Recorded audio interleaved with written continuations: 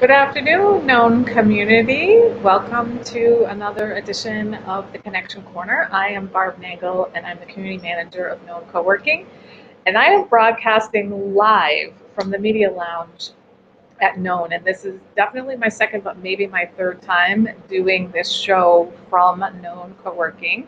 For the bulk of the time the show has been on, I've been doing it from my office in my home. So it's really exciting to be back here, to be in the media lounge, and to be broadcasting from downtown New Haven. The space is open, we're back in business, and I hope you'll come down and join us either for a tour or for co-working. Today, our guest is Fred Welk from CEDF, but before I bring him on and have him introduce himself, I want to tell you a little bit about Known. It's a dynamic co-working community to connect entrepreneurs across their fields of expertise, endeavors, and experiences. And though we started as a co-working space and also still the only co-working space in downtown New Haven, we had to move our community online into the virtual world once the quarantine started. And as a result, we now have virtual programs such as this one. And as a reminder, Known Co-working has hourly, daily, and monthly plans for dedicated desks and office spaces, as well as conference rooms and Zoom rooms available for rent. If you want to know more about Known Co-working, you can email me at barb@knowncoworking.com. You can also check us out on our website, which is nhvknown.com, or follow us on Instagram or Facebook at Known Co-working, and you can DM us there. I also want to let you know that we're incredibly excited that we are right at this very moment recruiting for our second cohort of the Knownpreneurs BIPOC Business Growth Lab. This is a business mentoring, training, and support program that is free to the people who get accepted into it. And it is a 16-week-long program. All of the mentors in the program are BIPOC folks, and 80-something% of the instructors are BIPOC folks. And if accepted, you will be in a cohort of 12 other BIPOC entrepreneurs in the greater New Haven area. And you'll meet weekly on, I think it's Tuesdays from 9 to 11. It will be a combination of virtual and in person. For those who don't want to come in person, we have the virtual. And for those who want to come in person, we'll be here in the Known space. Our application deadline is August 5th. It's not a terribly difficult application, though you do have to have some numbers about your business available to fill it out. You can find the application on our website. It's nhvknown.com. And there's a tab that says Knownpreneurs. You just click that, and the application is right there with the Google form. And even if you're not someone who's eligible for it, please spread the word to those who are, because we're really trying to help support the Community Foundation's NHE3 initiative, which is the New Haven equitable entrepreneurial ecosystem here in New Haven. So with that being said, I mentioned that our community moved online when the pandemic started. And so as a result, we have 3 virtual programs: Digital Media Sync, this one in the Connection Corner, and Pivot Talk. You can catch free replays of all of our episodes of all of our shows on our website. And Digital Media Sync is your window to the digital world. It airs on Tuesdays at 8:30 and is hosted by Julia Gambale. She is the social media maven of Agents of Branding. For the summer, she's only doing it every other Tuesday. Normally it's every Tuesday. So this past Tuesday and the next few, she's co-hosting with Celeste from the New Haven Free Public Library. They're doing a joint effort to share different types of business platforms that help entrepreneurs, and they're free to anybody who has a New Haven Free Public Library card.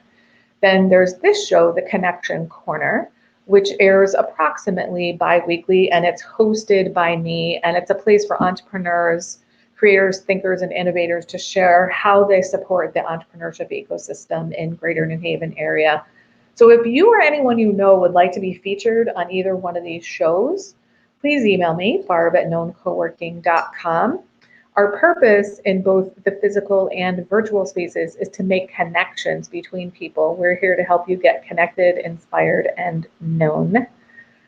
In addition, now that I'm back in the physical space, I think this is my 5th or 6th week back here, I am hosting an in-person networking at Known, kind of like a happy hour every Friday here at Known from 3 to 5. We provide alcoholic and non-alcoholic beverages and snacks and the community. So we hope you'll come on down. Anybody can come. It's really geared towards entrepreneurs and professionals. You don't have to be a member, but we'd love to have you come in. My job here as the community manager is to introduce people, to connect them to the people and the organizations and the resources they want and need to meet. And I love doing that. Nothing thrills me more than making connections for people. And we're at 139 Orange Street on the 4th floor in downtown New Haven. Now, without further ado, I want to bring on Fred Welk. Fred, welcome. So glad you're here today. Well, thank you, Barb. Really appreciate the invitation and chance to get in front of your constituents to let them know about CEDF. Yeah, I'm really excited because I know, as I was telling you, I've been following and on your organization, I've been on your email list, I've been to trainings and all that things. It's been a while since I've been to anything, but I went back to the website in preparation for this, and I'm like, oh my God, I can't believe how many people don't know about this incredible organization. Well, that ends now because we're going to share. So I'm going to let you take over from here, and I'll pipe in with questions when you're done with your presentation. Well, sure.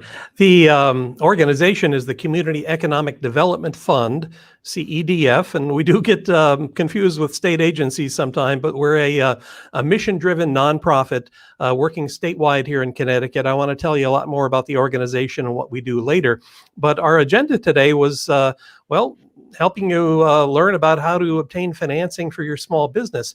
And so what I wanted to do is kind of split this presentation into 2 parts. And I apologize, we've had some technical problems here with PowerPoint today, so we're kind of in the author mode of PowerPoint. Hopefully the slides are still big enough for you to see. But I want to go through a little bit of wisdom that we've come across here in the organization in the 26 years we've been helping small businesses in Connecticut. And so we've accumulated what I want to call our top 10 reasons that loan applications fail. It's a little bit of a presentation like David Letterman here today, where we'll count down the top 10 reasons. And then once I finish that, I want to tell you about what CEDF does specifically in the way of not only lending, but business support services for our borrowers. So as we look at the problem of a loan application that fails, I want to point out that, sometimes in life you learn a lot more from what goes wrong than what goes right. Maybe you and I, Barb, will have Absolutely. a lesson here today with the PowerPoint. But True. You come to some conclusions about what you could do better or differently, and that can be instructive, certainly, and that's the spirit that we're counting this down here today. So our number 10 reason why a loan application fails has to do with personal guarantees. And in the business press, if you read a lot of articles, you might see references to high finance deals in real estate or shipping or other kinds of big business where they're talking about the fact that someone doesn't have a personal guarantee. Maybe some of our famous politicians fit into this category in their business career, but those usually are deals where there's a whole lot of collateral, like $100 million office building, and so the standards are certainly a little bit different. Non-recourse financing, as it's called, is very difficult to obtain in a small business environment. Maybe if there was a whole lot of collateral in the deal, maybe the bank would be willing to let an established customer off without a personal guarantee, but it's just generally just not done in small business finance with banks or other kinds of lenders. They want you to be responsible for the loan. The next thing here is insufficient collateral for a large loan request. Now, banks and community lenders like CEDF are going to have different standards, and we're going to talk more about that flexibility that we have a little later on. But, there is also a difference in the need for collateral based on the size of the loan. And if you imagine that a small business loan for, just to generalize here, let's say $10,000 or $20,000 is kind of like the purchase of an automobile in terms of scale. And, if someone has other sources of income, like maybe a full-time job, maybe the business is a side venture. Well, they actually have other sources of repayment besides the health and the profits of the business. And it might make sense for a community lender like CEDF to be able to look toward that other source of income as sufficient for making the deal. Whereas on the other hand, if you're looking for hundreds of thousands of dollars, most people aren't going to have that sort of outside income or other means. And so the lender really has to have a plan B. And they're going to look toward some sort of collateral as security to be sure that, well, if the business doesn't go as expected, what are they going to do in order to make good for their own fiduciary responsibility for the sources of their funds? Because you can't deplete the loan pool capital and stay in business as a lender. So, things like accounts receivable are very hard to collect for a lender. Inventory in a retail store kind of evaporates or disappears. And, I think as well known, fixtures like in a restaurant are only worth pennies on the dollar in an auction situation. So other kinds of collateral like, residential real estate or other assets are really what the lender's looking for. And, banks, again, are going to have different standards than a community lender, and they not infrequently are asking for $2 of collateral for every dollar in a small business loan. The other thing that we run into is just insufficient capital being invested by the business owner. It's really, it's not fair for all the risk to be on the part of the lender. The exact percentage that you have to have as a contribution into a deal is going to vary quite a bit by a lot of the other circumstances, but we are going to look to the strength of the borrower and the other security in the deal. A lender wants you to have skin in the game. Believe it or not, we are approached from time to time by individuals thinking that you can get 100% financing on a new startup business. And that's just not on the cards for any kind of lender to want to be able to take all the risk and the entrepreneur take none of the risk. Maybe that's come into our society because, with residential real estate, you can get a 97% loan under certain, FHA programs and things like that, at least in the past. Maybe that creates a little confusion. So the seventh thing that we run into is people just not having a plan B. And what I mean by that is that, if you are making your living entirely off of the profits of the business and things just don't go right, well, what are the alternatives? We've got to have some feeling like you've got some other options, that you've got a plan to pivot the business to a new concept, a new source of revenue. Maybe you have an ability to get another source of income. Maybe you can start working a full-time job that you have experience in. But when people approach us and they just haven't given it any thought of what might happen if their business dreams fail, that doesn't really provide a lot of certainty and security for the lender, and that gets to be a difficult situation. The sixth thing that we run into is an unsatisfactory explanation for a low credit score. And again, I'll review this more a little later, but we have, as a community lender, more flexibility with credit scores than, say, a bank. Banks are under so much regulation by the federal government or the state banking regulators that, over time, I think it's gotten to be very difficult for small businesses to approach a commercial bank if they're having to meet a very firm fixed credit score limit. And, we do hear that banks won't do deals with small businesses unless the credit score is 680 or 700 or 720. And I've even heard cases where it was higher at one institution. We don't have a specific fixed limit, but what we do want is we want a good explanation for why a credit score might be quite a bit lower than that. And we do have borrowers that have credit score difficulties. And, there are logical explanations like medical problems, bad divorces and other reasons that a credit score could be less than desirable. But when there's no explanation other than I didn't feel like paying my bills, what's the lender to think, right? So the fifth item is a poor understanding of business cash flow. And, that can show through right away in the financial projections that need to be included in a business plan. If it's clear that the entrepreneur doesn't realize that you make a sale on Monday, but you don't collect the money on Tuesday necessarily in every industry. And sometimes you don't collect not for 30 days on terms, but sometimes it's 60 days or 90 days or longer. And if you're doing contracts with governmental entities, they're not always paying exactly on the clock. So you've got to have that all factored into the financial plan. And if it's obvious that not enough thought has gone into that, and there's an imaginary feeling that you can just make the projections work by a magic wand, that's not the sort of confidence that the lender needs to know that you've got the management capability to run that business effectively. The fourth thing is an unrealistic revenue or expense projection. Now, everyone has confidence in their business, otherwise they wouldn't take risk. But when you look at financial projections in a business plan, and the second year or the third year has geometric growth of sales, there's some questions to be raised. It's probably out of norm for the industry. Most businesses don't have an opportunity to double or triple or expand sales even more in succeeding months or years.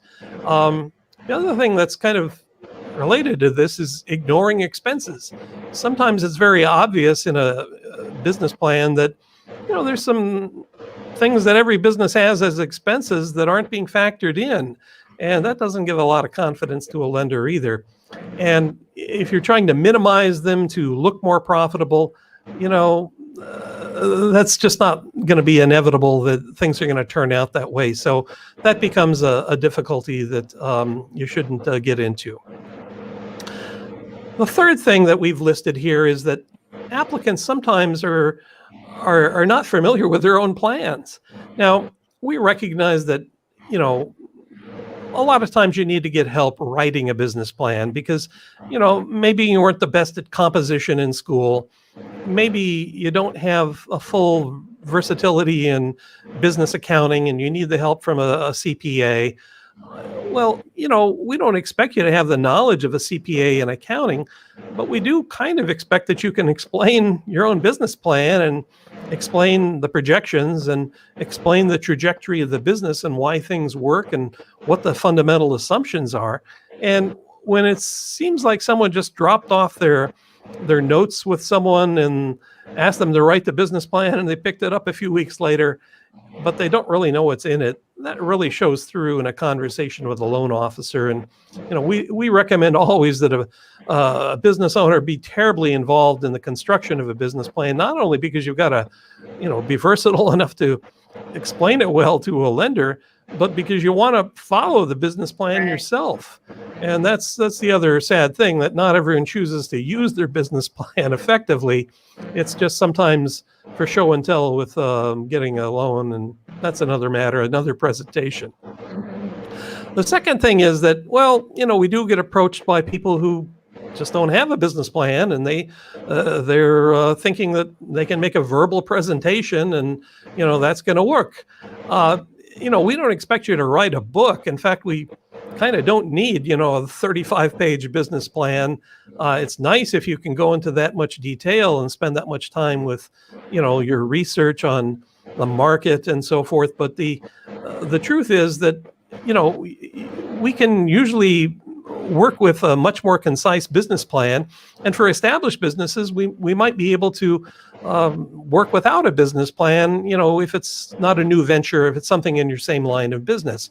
But for new businesses, a startup situation, a business plan is absolutely required.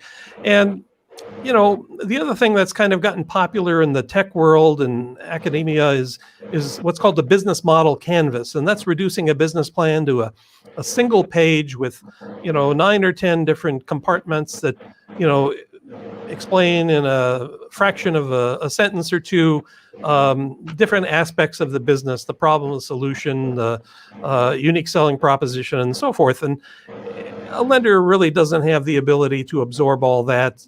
We really need a narrative business plan, and we certainly need the financial projections to be able to help the underwriter do the calculations that are going to be necessary to figure out whether you can be able to make the debt service, and whether we can responsibly give a loan. So now we're up to number one. Barb, do you want to guess what number one is? I feel like there's a big theme here of wishful thinking and lack of planning. So it's got to be. Well, yeah, somewhere in that line. And what it is for us is little or no experience in an industry. Yeah. Now, we all have aspirations and dreams, and we can work toward those. But, if you've got really an insufficient grounding in an industry, it's going to be very difficult to make a case that you can be an effective manager in that industry, without that necessary knowledge. I guess the example that I'd like to give is that, sometimes we're approached by people who are interested in owning a restaurant who say, well, my qualification is I like to cook. Do you like to cook, Barb, by the way? I love to cook. I've also worked in the restaurant business. Well, that's good that you've worked there. Have you ever owned and managed a restaurant? No. Oh, okay. Well, that's a little different. And realistically, if you started in the restaurant as a dishwasher and worked your way through food prep, and you were a line cook, and then you were an assistant chef, and then maybe you were the assistant manager of a chain, and then eventually had the opportunity to manage a restaurant for someone, and then you saved your money and you got an investor and you decided, this is my chance. I want to own a restaurant. That is realistic in our view. Right. Yeah. But when your experience is that you eat dinner every night and you love to cook, I'm afraid that's a little shy of what we think is responsible from the lender's point of view. Right. Not going to cut it. Yeah. So that's our top 10. Okay. So let me turn to explain a little bit more about what CEDF is. Wonderful. So we are a Connecticut small business lender. We're a community lender. We are a CDFI, as it's called, the Community Development Financial Institution, as supervised by the U.S. Treasury. And we're helping businesses that can't get financing because they can't get a commercial bank loan. That's why we were chartered, 26, almost 27 years ago by the state legislature, but we're a mission-driven nonprofit. We're a 501c3, and we've been going since '94, and we're very proud of that record of helping businesses across Connecticut. So what we offer access to capital. Like I say, when you can't get traditional bank financing, that's our main charge. But we also provide business education, like programs like this today, like the website that you were talking about, Barb, and our business advisory program, which we're very proud of because we support our borrowers beyond just giving loans. So our focus is 53 towns and cities that the state has designated as needing the greatest economic development. If you go to our website, cedf.com, you look under the loans tab, there's a map there on one of the pages, and it'll help you understand whether you can be what's called location qualified to apply based on the presence of your business in one of those towns. If, on the other hand, your business is located elsewhere in the state, it's still possible to be our borrower potentially, but you need to be of low or moderate income. And the current limit for the household adjusted gross income limit is $102,600 AGI. It's a line on the tax return. So if you're outside those targeted communities with a business location, you can still borrow from us, but you have to meet the income qualification. The benefits in working with CEDF would be the fact that our rates are affordable. Now, we're going to be maybe 2 or 3 points higher than a commercial bank, but there's good reasons for this. Right. First of all, there is a risk differential if you can't get a loan from a bank that we're absorbing there. The other reason is that, we have a lot of our loan capital coming from equity investments by all the banks that you probably know. We have 25 investors in CEDF that have given us loan capital over the years.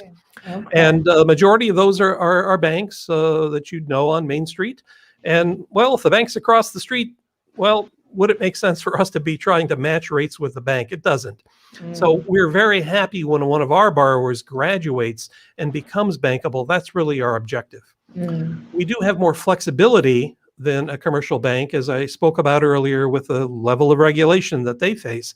But we can be more flexible on credit scores, limitations on collateral, and time in business. And banks tend to have very firm, strict rules on things like that make it very difficult for a small business owner to work with a bank until they're up on their feet, so to speak. We are mission driven to serve the underserved in our state. So the products that we offer are things like SBA microloans. We've been the leading microloan writer in the state for the last 8 years. Nice. Those are loans up to $50,000. It says terms up to 6 years. COVID's extended that to 7. But you can see the sorts of things you can do with loans like that. The rates are capped by the SBA, and our SBA loans are typically at 7.5%. We can do larger commercial term loans up to $250,000 with longer terms and similar uses. Again, the rates may be higher than a commercial bank would do. So we might be in that 8 or 9% range above what you'd be able to get if you were the qualified customer at a commercial bank. By the way, if you'll go to cedf.com/inquiry, that's the best way to get queued up for a discussion with one of our loan officers. Just fill out that short inquiry form, and we'll get back to you promptly to discuss your business and what your needs are. Fred, I just want to let you know that there's a comment that I want to share with you. Sure. So it comes from Juan Salas-Romer, who is the owner of Known, and he said, Yes. Thanks, Fred, for coming on our Connection Corner program. I look forward to meeting you soon, perhaps in September, so we can talk about our entrepreneurial program and ways in which we can work with CEDF and our Knownpreneurs program. Your plans are invaluable to help entrepreneurs in traditionally underserved areas. We would be delighted for any opportunity like that. Awesome. Fantastic. So we're also doing commercial mortgages. So when a business, wants to graduate from renting space to owning their own building, we can do those up to $500,000. They need to be 51% owner occupied. Okay. So you have to have, it's not an investor real estate situation. You have to be an occupant of your own building. So, there's some other considerations on commercial mortgages that I won't get into. We have an entire program about that on our website, but this can be something that a lot of businesses, as they're growing, want to reach for. We also do lines of credit, and that's very useful for things like industries, manufacturers, construction industry, retailers that need seasonal access to capital. So that's on a revolving line of credit. You borrow in order to make your widgets, get your widgets sold, pay down your line. Or for the retailer, you buy inventory before Christmas, you have the good season, you pay it down in January, and that's how those lines of credit are supposed to work. Now, right in New Haven, we've engaged with the Community Foundation of Greater New Haven to do a focused program for minority lending here, and that's just come out late this spring. So we've set aside a $2 million sector fund of our loan capital, and the Community Foundation is providing a loan guarantee to make it easier for us to do deals when sometimes there's some insufficiencies, like I said, with credit score or collateral or time in business. And we've got an opportunity to do this at a slightly lower rate as well because of that protection.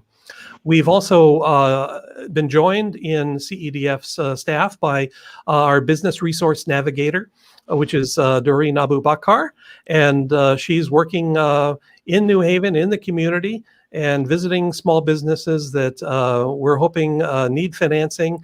And if you need to contact Doreen, you can email her through our office, and we'd be pleased to have you have a discussion with someone that's right there in New Haven, available on the street for you. Yeah, I feel like I'd like to invite her to come to our networking at Known on a Friday afternoon, because we have all kinds of entrepreneurs here that would love to meet her. So I might just reach out to her myself. Well, you certainly should. And Doreen and I have discussed Known, so you're on the list. Okay, fantastic. You're on the list already. Love it. Love it. So to wrap up here in a second or so, remind you that we have a business advisory program. We have 4 individuals in our organization who work full-time for us. They've got experience as successful small business owners, and they work as relationship managers, making that monthly meeting with all of our borrowers. Believe me, once you've owned a small business, as I did for 23 years, you really understand I guess, what it takes when you got to pace the floor and worry that you're going to make payroll or not on Friday. Mhm. And it adds a whole different degree of empathy, and it really helps us keep our borrowers on track. The other thing that you mentioned, Barb, was our business education website, which is shown here, weteachsuccess.org. We put up because we had nothing to do in the COVID year, right? No, actually, we were very busy last year. We had a very good year. And on top of that, we're, of course, directing people to all of the relief programs that were available for small businesses. But we decided to put up a dedicated website so we could better feature all of the programming that we have available with, I think 60 or more replays of our webinars that we've held, about the same number of podcasts and articles that we've published over the years. So go to weteachsuccess.org and check it out. We'd be delighted if everyone would make use of this resource. So if there are any other questions that have come up in your mind, Barb, or from anyone else, we'd be pleased to field those now. Okay, so I'm going to actually put up your email address. That way, if people want to email you directly, they can do that. I think I really just have a couple of comments. And actually, I was just looking on my phone for a quote I heard the other day, and I was thinking about it when you're talking about the business support, and I love this. Entrepreneurship is a personal growth engine disguised as a business pursuit. So if you are not interested in growing personally, then don't start a business, because you have to learn and stretch and grow and be willing to like fall down and get back up and fall down and get back up and fall down and get back up, and not let that brain chatter, take you down the road. So Rick says he had no idea about weteachsuccess.org. Great to know. I'm going to actually make sure that I put that in when I send out the replay. I'll definitely put that website. And then Juan has popped on with the question, are there any prepayment penalties on your loans? Nope. If you could pay off because of business success and you can move on to a commercial banking situation, we're delighted because that's our mission to help you grow the business. By the way, in the website, you can reach that also through CEDF.com. Just go to the education tab. It'll take you over there. We actually still do the registrations on the original website for technical reasons, but Okay, another question from Juan. He says, is there a pathway to go from your loans, which are usually higher in rate, to regular bank loans at lower rates? Well, certainly, and the business has to grow and strengthen and prosper, because you have to have a stronger balance sheet to get the I guess the attention of the bank. A bank is going to want to have certain ratios on the balance sheet that we might have more flexibility with, and that is the path, is to build wealth in the business. By not, frankly, taking all the money out of the business. We recognize that many business owners depend on their businesses for income. It's got to buy the groceries, but sometimes there are choices about how much money you take out of the business versus reinvesting in the business. And, that can have an impact on your financeability over the years. The other factor is that, we will help you prepare. We have programs to help counsel you on what you're going to need to do to get to that stage. Mm. So I did have a couple of comments about the things you were talking about in the presentation. So you had used the phrase, when you've got to have a skin in the game. Like I don't remember which number it was, but one of the top 10 reasons was that people don't have enough of their own investment. And that seems shocking to me that people wouldn't do that, because the idea, what I think is, if I was the lender, why would I invest in your business if you're not willing to invest in your business? Yeah. But I think it's not it doesn't happen every day or every week, but I do hear in the hallway when I talk to our lenders that Well, it made the that top deal 10 didn't, list. Yeah. yeah, that deal didn't work because they didn't Yeah. want to put any money into the Yeah. business. So, Yeah. like I say, we don't have a firm percentage. I can't tell you, well, it's always 10, it's always 20, it's always this, it's always that. But, there are other factors that we would consider. But when you got a very small amount, you got $5,000 to invest and you're looking for $250,000 to build a something or another, does that Yeah. really make sense? Yeah. Yeah. It seems crazy.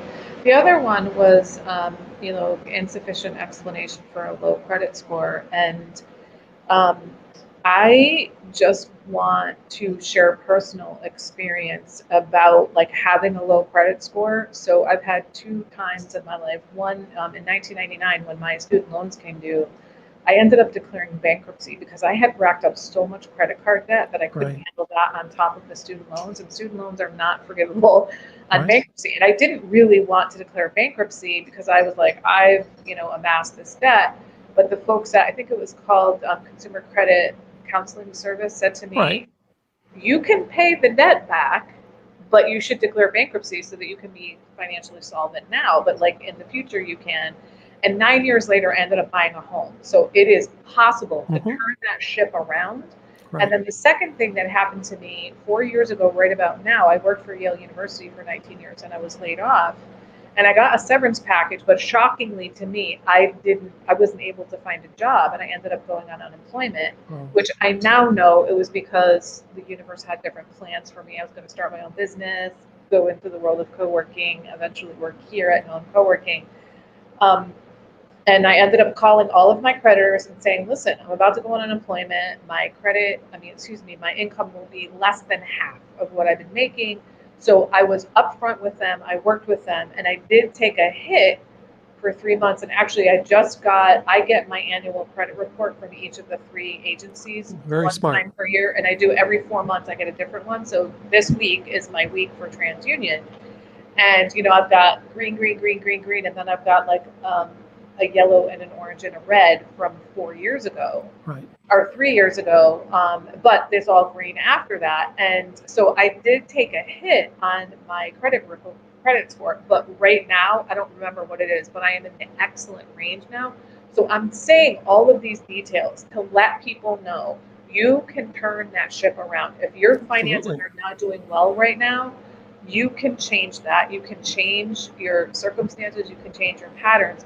And CEDF is a fantastic place to go to help you figure out how to, take advantage of their services so that your low credit score or your lack of credit history might be another reason why, people don't have a high credit score. Then, please take advantage of CEDF. Well, I want to emphasize that, the fact of a low credit score, a hit on a credit score, is not something that frightens us because, we deal with that all the time. The existence of a bankruptcy is not something that, is a deal killer as it might be in other kinds of financial institutions. We do see that. The important thing is there an explanation that makes sense, and is Right, there a trajectory of turning the ship around, as you spoke, right, Barb? That's yeah, that's absolutely true. yeah, That so much that can be done proactively, that shows responsibility, and there's hopefully support out there for people who are in that proactive, striving situation. right, yeah. And I think the whole reason I wanted to mention that was that, like, I have a reasonable explanation, which is that I was laid off and I went on unemployment, and it Right. took me 3 months to be able to get back to the point where I was, paying my full mortgage payment on time. And that's a totally reasonable explanation, and I have documentation to show it, right? But if somebody Hmm. just was like, oh, I didn't feel like paying my bills, then that's Yeah, it's tough. yeah. Well, I think that's everything I have, unless there's anything else you'd like to share with us. Well, we'd be delighted to help more businesses in New Haven and, well, anywhere in the state either get started or grow. So please visit us at cedf.com. And if you'd like to take advantage of our educational programming, it's almost all free at weteachsuccess.org.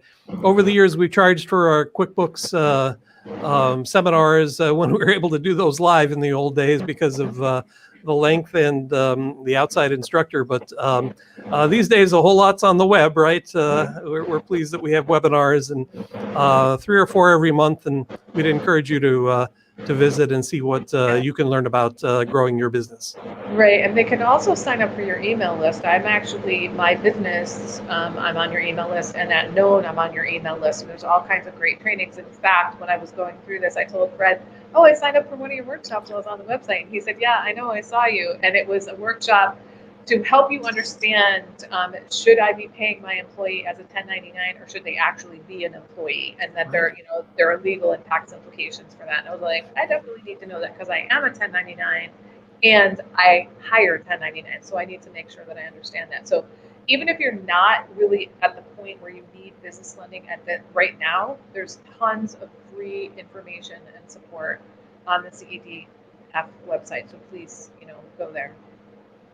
Thanks again for the invitation, Barb. All right, thank you. So if you don't mind sticking around for a moment, I will. I'm going to take you off the air and then I'll check in with you. I just want to close out the show, but thanks again, Sure. Fred, for joining us. Our pleasure to help out.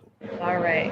All right. Thank you, everybody, for joining us again on the Connection Corner. I look forward to seeing you again in a couple of weeks on the show. I want to remind you that the next episode of Digital Media Sync is 2 weeks from yesterday, which I believe is August 10th. And that is hosted by Julia Googe, the social media maven of Agents of Branding. And I also want to remind you that we're currently recruiting applicants for our Knownpreneurs Business Growth Lab. It's a BIPOC business support training and mentoring program. And it's going to start on Tuesday, August 30th and go for 16 weeks. And we hope you'll apply. You can find it at our website, which is nhbknown.com, and there's a tab for Knownpreneurs. I wish you all the best. Have a fantastic day.